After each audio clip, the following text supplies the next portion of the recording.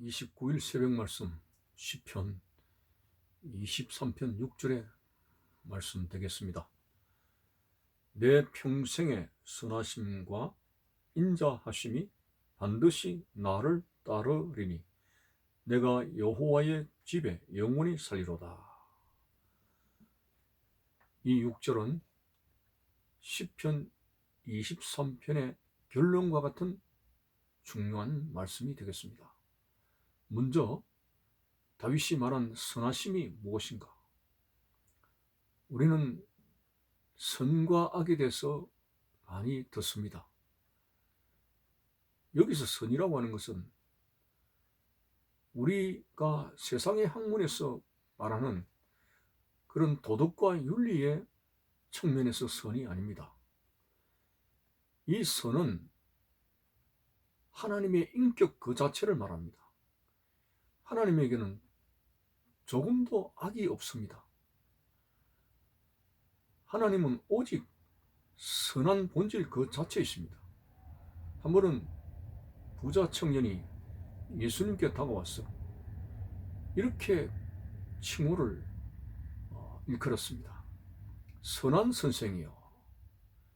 그때 예수님은 죄가 없으신 하나님의 아들이심에도 불구하고 그 청년에게 너가 어찌 나를 선하다 일컫느냐? 선하신 분은 하나님 아버지밖에 없느니라. 이런 의미 있는 말씀을 하시는데, 하나님 아버지는 선한 그 자체가 하나님의 인격입니다. 하나님의 속성입니다. 하나님에게는 악이라고 하는 것이 조금도 없습니다. 그래서 우리가 이 선하게 산다 하는 것은 세상 사람들은 그냥 막연하게 나쁜 짓 안 하고 착하게 사는 것 그 자체를 이야기하는 것이지만은, 그러나 본질적으로 선이라고 하는 것은 하나님 그 자신의 인격을 말하게 되고, 또 넓게 이야기를 드리면은 하나님의 입에서 나오는 모든 진리, 말씀 그 자체가 선입니다. 그래서 내 평생에 여호와의 선하심과 다시 말해서 그분의 그런 선하신 인격과 말씀이라고 하는 뜻이죠.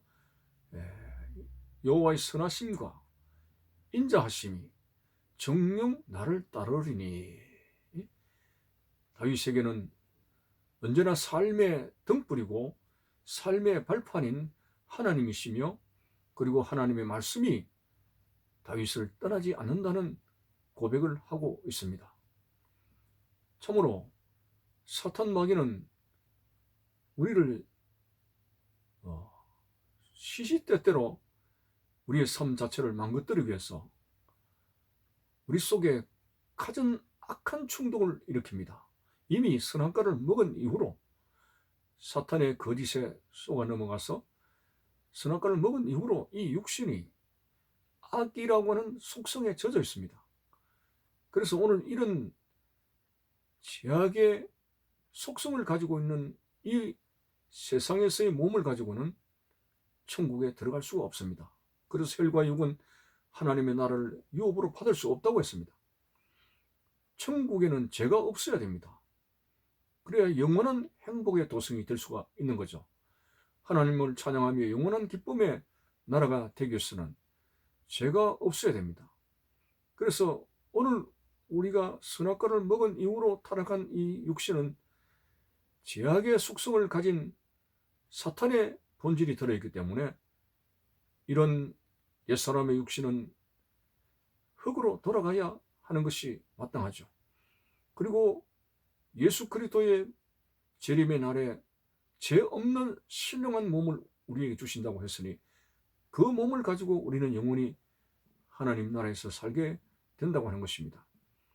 그래서 이 땅에 살아가는 날 동안에 우리는 여호와의 선하심, 하나님 자신의 인격과 하나님의 말씀이 정녕 다윗의 삶에 언제나 길잡이가 되고 인도하심이 되어지게 되고 그런 어둠의 골짜기로 빠지지 않도록 인도하시는 그 하나님의 선하심이 자신을 떠나지 않는다고 고백을 하는 것입니다. 주의 말씀은 내 발의 등불이요 내가 가는 길의 빛입니다. 오늘 인생에 가는 바른 길은 세상의 어떤 사상과 도덕과 윤리가 아니라 정말 선하심의 본질 그 자체이신 하나님께서 우리에게 말씀하시고 말씀을 우리에게 주실 때만이 인생의 바른 정도를 걸어갈 수가 있습니다. 우리는 세월을 거듭하는 동안에 이런 말을 많이 하죠. 이제 세대가 많이 바뀌었다. 옛날 어르신들 고리타분한 그런 옛날 가치관과 그런 습관 전통을 들이대지 말라. 우리는 젊은 세대니까 젊은 세대가 가지고 있는 가치관이 따로 있다. 이렇게 하는 거죠. 물론 맞습니다.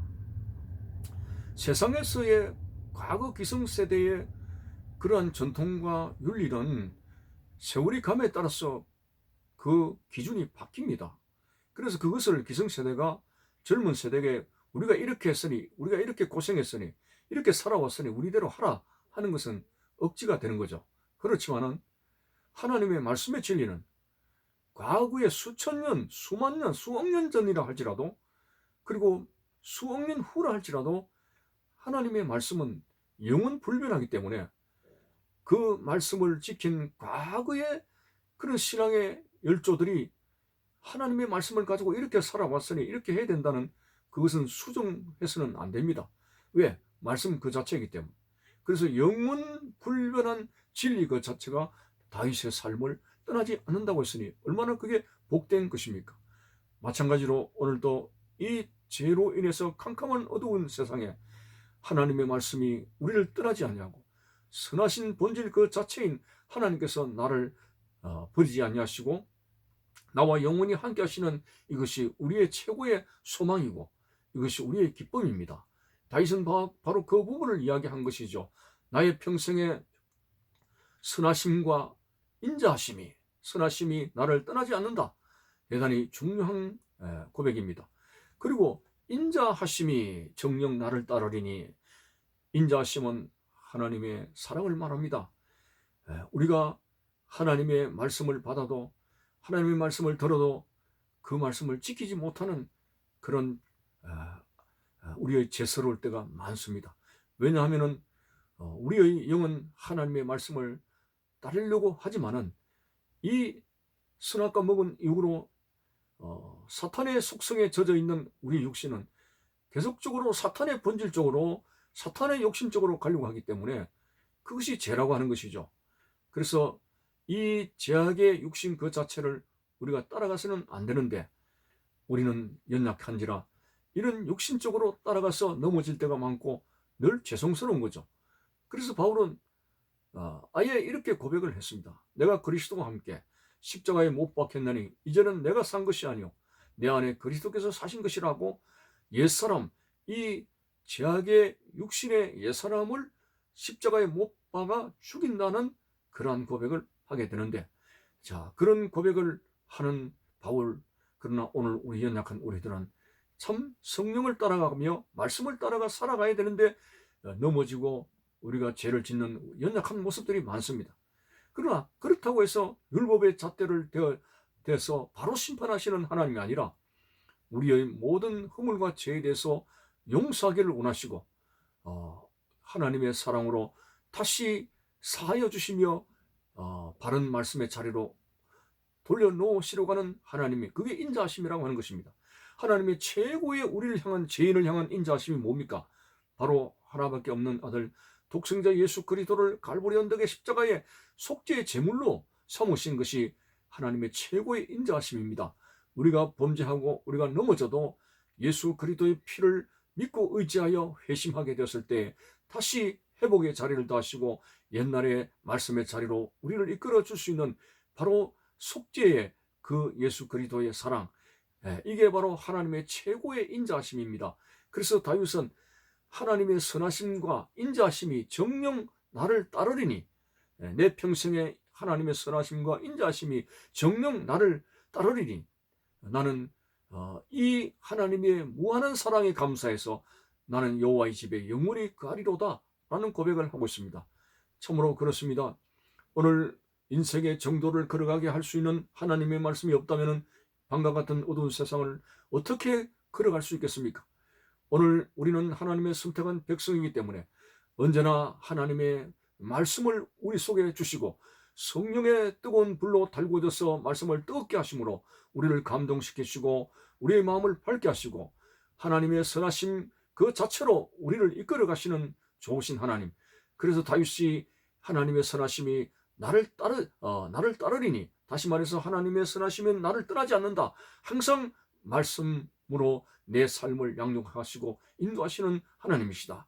그리고 그 말씀대로 준행하지 못하는 나의 연약함에 대해서 갈보리 언덕 예수 그리스도의 십자가의 사랑으로 나를 품어주시고 다시 회복시켜주시는 하나님의 인자심이 나를 영원히 떠나지 않는다. 이런 그 든든한 보장이 있으니까 다윗은 너무 하나님 그 자신이 좋아서 나는 여호와의 집에 영원히 거하리로다. 여기서 여호와의 집은 성전을 이야기합니다만은 더 포괄적으로 하나님이 나와 함께 하신 그 자리, 바로 그것이 여호와의 집이 될 수가 있는 거죠. 그래서 다윗은 항상 하나님이 함께 하시는 그 자리에 머물겠습니다. 하나님의 성전에 머물겠습니다. 기도하는 자리에 머물겠습니다. 예배하는 자리에 머물겠습니다. 하나님과 함께하는 그 자리에 영원토록 머물겠습니다. 왜?